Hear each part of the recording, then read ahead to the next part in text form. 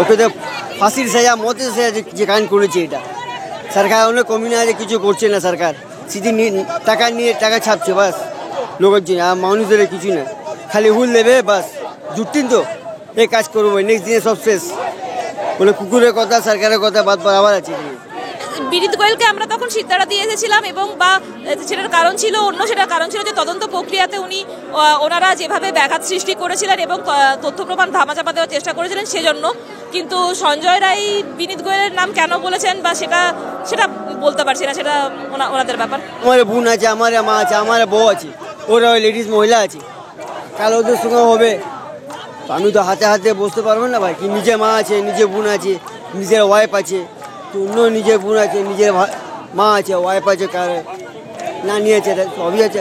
তো লেডিস সম্মান আমরা মন থেকে চাই, অন্যায় করেছে ওরা সজা পায়, ফাঁসি পায়, ও সালে গালা কেটে দেয় সালে, সরকার এখানে কমি না আছে, কিছু করতে পারছে, সরকার ভালো না, সরকারের লোক তো খুব চোর আছে, ওরা কী বিচার করবে, ও খুঁতে খেয়ে বসে আছে, তো কী করে মুখ দেখাবে এখানে এসে।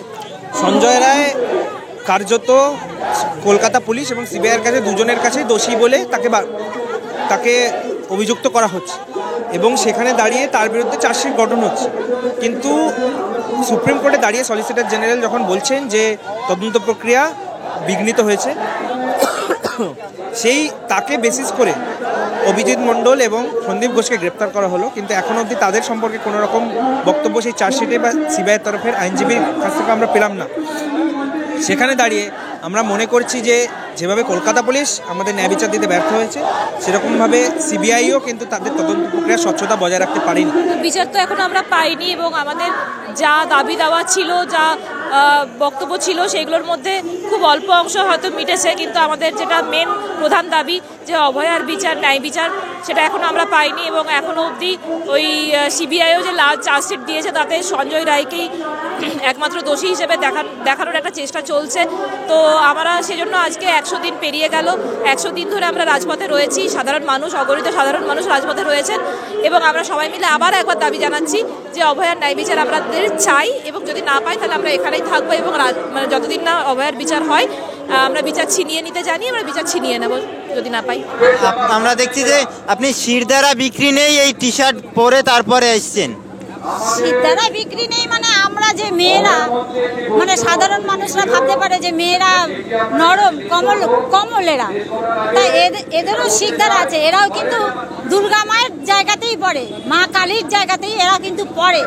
একটা মেয়ে কিন্তু সব দিক সামাল দিতে পারে, এই হিসেবেই আমাদের মেয়েদের শিরদাঁড়া আছে, এটাই আমি মনে করি। যদি এটা তথ্য প্রমাণ লোপাটের দায়িত্ব অলরেডি দুজন এখনো জেলে রয়েছেন, কিন্তু মূল অভিযুক্ত হিসেবে শুধু সঞ্জয় রায়ের নামে চার্জশিট দিয়েছেন, সেটার কারণ আমরা জানি না, হয়তো তারা ওটাই পেয়েছেন। কিন্তু ব্যাপারটা হচ্ছে যে এই যে শুধু সঞ্জয় রায় যদি এটা মানে করে থাকেন তাহলে তো ঠিক আছে, কিন্তু ব্যাপারটা হচ্ছে যে এটা আমরা মেনে নিতে পারছি না যে এই ঘটনা শুধু একার পক্ষে, একজনের পক্ষে এরকমভাবে সম্ভব। তো আমরা সিবিআইয়ের কাছেও যাব, এবং সিবিআইয়ের কাছেও সিবিআই তদন্ত প্রক্রিয়ার ক্ষেত্রেও আমরা নজর রাখছি। সিবিআই যে ট্রায়ালগুলো হচ্ছে শিয়ালদা কোর্টে, সেখানেও আমরা যাচ্ছি, এবং আমাদের সব দিকেই নজর আছে, দেখা যাক কী হয় এটা নিয়ে বিচার। কিন্তু সঞ্জয় রায় একমাত্র দোষী, এটা যদি সত্যি হয় তাহলে সবচেয়ে খুশি আমরাই হব, কিন্তু ব্যাপারটা সত্যি কিনা আমরা এখনও বুঝতে পারছি না, এবং যতদিন না মানে এই ঘটনাটা পুরোটা একজন করেছে এটা আমরা মেনে নিতে পারছি না বলতে গেলে। যদি হয়ে থাকে সত্যি ওনাদের চার্জশিট কমপ্লিট হয়ে থাকে তাহলে সেটা আমরা দেখবো, এবং সেই অনুযায়ী আমরা তাদেরকে আবার প্রশ্ন করব। মানে সেটা মমতা ব্যানার্জি সরকার হোক বা কেন্দ্র সরকার হোক, তারা যে নারীদের সুরক্ষা দিতে ব্যর্থ, সেটা তো তারপরে অভয়ের ঘটনার পরেও যতগুলি ঘটনা ঘটেছে, সেটা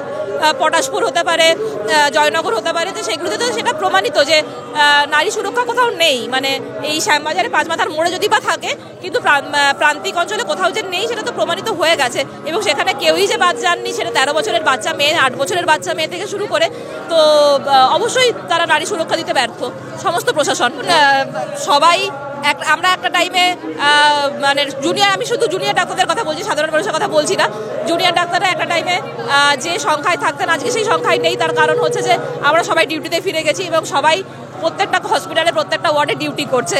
তারপর যাদের আজকে ফাঁকা দিন ছিল এবং রাত্রি ফাঁকা ছিল তারাই আসতে পেরেছে, তার ডিউটি ছেড়ে তো আসা যায় না। তো সেই কারণে হয়তো সংখ্যাটা একটু কম, কিন্তু সাধারণ মানুষ আমাদের পাশে আছে, এটা আজকে রাত্রি 9টার জমায়েত, না হলে যদি এটা মিছিল বা অন্য কিছু হয় তাহলে আবার সাধারণ মানুষকে পথে দেখা যাবে। এর নাম অভয়া ডিপার্টমেন্ট যদি হয় তাতে আমাদের কোনো আপত্তি নেই, কিন্তু সেখানে কি সেই সুরক্ষার, নারী সুরক্ষার ব্যবস্থাটা তারা যথেষ্ট ব্যবস্থা করেছেন সেই ব্যাপারে আমাদের প্রশ্ন থাকবে।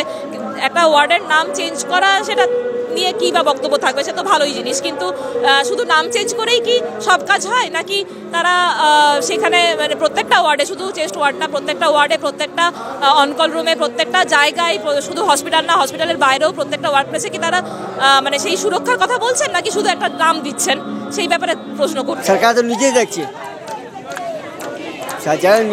ও লোক চুরি করছে, কোনো হচ্ছে রেপ করছে, কোনো অবজেকশন নেই, খালি হ্যাঁ হ্যাঁ হ্যাঁ থামা দিয়ে দিচ্ছে, বাতলিং দিয়ে দিচ্ছে লোককে। अब लोग सब पढ़ा लिखा सोचा लोग একটু झूठ झमेला চায় না। তো আমি ভাই ইনশাআল্লাহ আমি আল্লাহ থেকে दुआ के इंसाफ पाए। Thank you sir. প্রার্থনা করছেন? হ্যাঁ স্যার, আল্লাহ से दुआ करता है इंसाफ पाए। আমারও বোন আছে, আমারও বউ আছে, আমারও মা আছে, আর ওদের সময় আমি কি বলবো? তো আমি চাই ইনসাফ চাই। আন্দোলনে কোথায় কোথায় গিয়েছেন? আমি স্বাস্থ্য ভবন যেখানে সব জায়গায় গেছি, লালবায়া, ধর্মতলা, যেখানে কলেজ করে, যেখানে মিছিল সব ওখানে গেছি। প্রত্যেক মিস হয় না, একটা মিস নেই আমার, পুরো 100 ডেজ পুরো। এই যে ব্যাজ আপনি বিক্রি করছেন, অনেকে ব্যাজ পরার জন্য অনেক সময় পুলিশ গ্রেফতার করেছে। না আমার যখন ধর্মতলাতে ছিল, তো একটা বলে সব মিলে ওকে কেড়ে দিয়েছিল। কি করেছেন? ডক্টররা আমাকে সাপোর্ট করেছিল, এই গরিব বিক্রি করবে, কে তাড়াবে না। ওরা মেস থেকে এসে নিচে ওদেরকে বলেছে তাড়াবে না, এই গরিব বিক্রি করতে 2 পয়সা কমাইতে ভালো আছে, এই চুরি ধুড়ি করছে ও ব্যবসা। রাজ্য সরকারের বিরুদ্ধে তো চুরির অভিযোগ অনেক। ও তো কমই বলছি, কমই না তো, ওরা শুধাবে না ভাই, ওদের একই কাহিনী আছে আউট। আর এখানে আমাদের টিএমসি সরকার সিরিফ মডার্ন ভোট থেকে বেঁচে আছে। কালকে মডার্ন ভোট হেরে তোর ওর পৌঁছে গেলে লাথি মারবে না, সিরিফ মডার্ন ভোট থেকে বেঁচে আছে মমতা ব্যানার্জি আমাদের। মমতা ব্যানার্জি তো পুলিশ মন্ত্রী। হ্যাঁ, চোর বস সে হাতে রেখেছে, কেউ জোর করে পারবে না, তো সে নিজে হাতে তো খুব চোর বস আছে।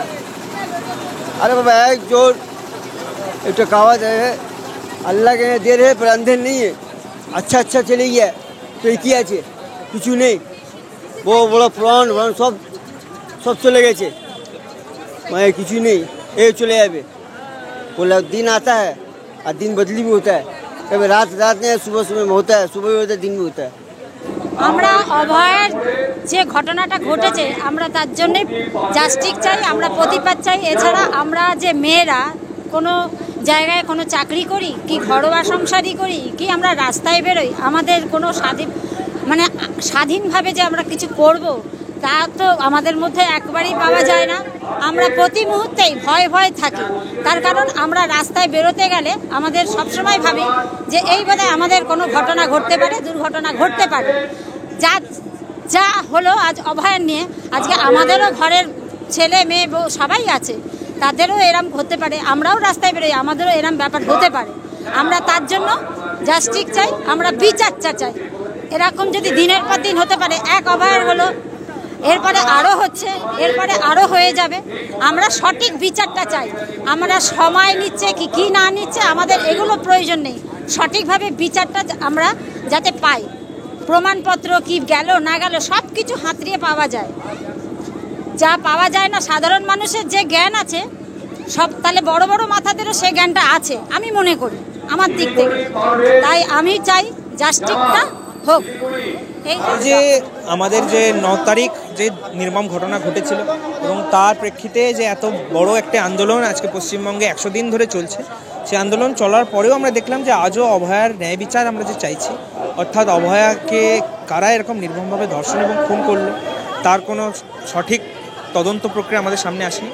এমনকি সুপ্রিম কোর্টে যেভাবে সিবিআইয়ের পক্ষ থেকে সলিসিটর জেনারেল বললেন যে এই তদন্ত প্রক্রিয়ায় যা ভুলভ্রান্তি তা প্রথম 5 দিনেই হয়ে গেছে, তাহলে এই ভুলভ্রান্তি আসলে কি হয়েছে এবং কাদের সক্রিয় বা নিষ্ক্রিয়তার জন্য এই ভুলভ্রান্তিগুলি হয়েছে তাদেরকেও সামনে আনার কোনো প্রক্রিয়া আমরা দেখলাম না। চার্জশিটেও যেমন যাদেরকে গ্রেপ্তার করা হয়েছে, এক্স প্রিন্সিপাল আরজিকর সন্দীপ ঘোষ এবং টালা থানার ওসি অভিজিৎ মণ্ডল, তাদের সম্পর্কে কোনো রকম বক্তব্য যেমন চার্জশিটে নেই, শিয়ালদা কোর্টেও এতদিন অবধি তাদের নিয়ে কোনো রকম, সেখানে দাঁড়িয়ে এখন আমাদের থ্রেড কালচারের যে মাথারা তারা আবার মাথাচাড়া দিয়ে দাঁড়াচ্ছে এবং তারা নিজেদের সংগঠন করে নানা রকম বক্তব্য পেশ করছে। সেখানে দাঁড়িয়ে তাদের কোনো রকম প্রত্যক্ষ বা পরোক্ষ মদত আছে বলেই আমরা মনে করছি। সেখানে দাঁড়িয়ে আমরা ওয়েস্ট বেঙ্গল জুনিয়র ডক্টরস ফ্রন্টের তরফ থেকে আমাদের আন্দোলনকে আরও এগিয়ে নিয়ে যাব এবং আমাদের পশ্চিমবঙ্গের জেলায় জেলায় যেভাবে আন্দোলন 100 দিন ধরে চলেছে তা যাতে ভবিষ্যতেও এগিয়ে নিয়ে যাওয়া যায় সেই দাবি নিয়ে আজকে আমাদের এই রাতের সমাবেশ। এখন আজকে দাঁড়িয়ে তারা নানা রকমভাবে মানুষের কাছে মানে যারা এতদিন ধরে আরজি করের পরিবেশকে ওরকম একটি নারকীয় জায়গায় নিয়ে গেছিল এবং যারা আরজি করে ওই জঘন্য ঘটনা ঘটার পর যারা এই তদন্ত প্রক্রিয়াকে বিঘ্নিত করে গেছে শুরু থেকে, সেই সন্দীপ ঘোষ এবং তার যে সাগরেদরা, তারা আজকে দাঁড়িয়ে নিজেদেরকে বাঁচানোর জন্য অভয়া পক্ষের সাথে আসার কথা বলছে। এতদিন তাদের বিবেকবোধ কোথায় ছিল? সেগুলি আমরা যে তাদের পক্ষ থেকে যে কোনো সদর্থক বার্তা আসবে সেটা আমরা জানি, সেটা সম্ভব নয়। কিন্তু এখানে দাঁড়িয়ে তারা নানা রকমভাবে চেষ্টা করছে সাধারণ মানুষকে বিভ্রান্ত করার এবং অভয়ার ন্যায় বিচারের দাবিকে ক্রমশ বিঘ্নিত করা। আমরা মনে করি সাধারণ মানুষও তাদের অবস্থান বুঝতে পারছে এবং সাধারণ মানুষও খুব সহজেই পক্ষ বাঁচতে পারবে। সে তো সিভিক ভলেন্টিয়ার নিয়ে দীর্ঘ সমালোচনা সুপ্রিম কোর্টে হয়েছে। সেখান থেকে দাঁড়িয়ে সিভিক ভলেন্টিয়ারের নিয়োগ বন্ধ করতেও বলা হয়েছে। সেখানে দাঁড়িয়ে এখনও পশ্চিমবঙ্গের রাজ্য সরকার কোনো রকমভাবে তা নিয়ে কোনো সদর্থক পদক্ষেপ নিতে পারেনি। এমনকি পশ্চিমবঙ্গের যে স্বাস্থ্যক্ষেত্রগুলি রয়েছে, যেখানে আমরা স্পষ্ট দাবি জানিয়েছিলাম যে আমাদের এই সিভিক ভলেন্টিয়ার দিয়ে আর নিরাপত্তা দিলে চলবে না, সেখানে দাঁড়িয়েও যখন আমরা অনশনের মাঝখানে যখন আমরা জানতে পারছি এবং আমরা যখন তাই নিয়ে প্রশ্ন করছি, তখন রাতারাতি সিভিক ভলেন্টিয়ারদের সরানো হয়েছে। সেখানে দাঁড়িয়ে এখনও আমরা পশ্চিমবঙ্গের বিভিন্ন জায়গায় ঠিকা যে বিভিন্ন সুরক্ষা কর্মী যারা রয়েছে, ঠিকা সুরক্ষা কর্মীরাই এখনও নিরাপত্তা দিয়ে চলেছে। সেখানে দাঁড়িয়ে তাদের ব্যাকগ্রাউন্ড চেকিং কীভাবে হচ্ছে সেগুলিও কিন্তু আমরা সেদিন আলোচনার মাধ্যমে তুলে এনেছিলাম। সেই আলোচনা সদর্থক হয়নি, কিন্তু তারপরেও আমরা আমাদের আন্দোলন এগিয়ে নিয়ে যাচ্ছি এবং সিভিক ভলেন্টিয়ারদের যে ন্যূনতম যে যোগ্যতা দরকার, সেই যোগ্যতা নির্ধারণ যাতে করা হয় সেই বিষয়েও আমরা ভবিষ্যতে আমাদের পদক্ষেপ নেব। বিচারহীন আমাদের যে নামটা 100 দিন হয়ে গেল, কিন্তু এখন আমরা বিচার পেলাম না। যতক্ষণ না আমরা সুবিচার পাচ্ছি ততক্ষণ আমরা পথ ছাড়ছি না। 14ই অগস্ট থেকে যে পথে আমরা নেমেছি সেটা এখন আমরা চালিয়ে যাচ্ছি। 100 কেন, যদি বিচারহীন অবস্থায় হয় তাহলে আবার 200 দিনও করব।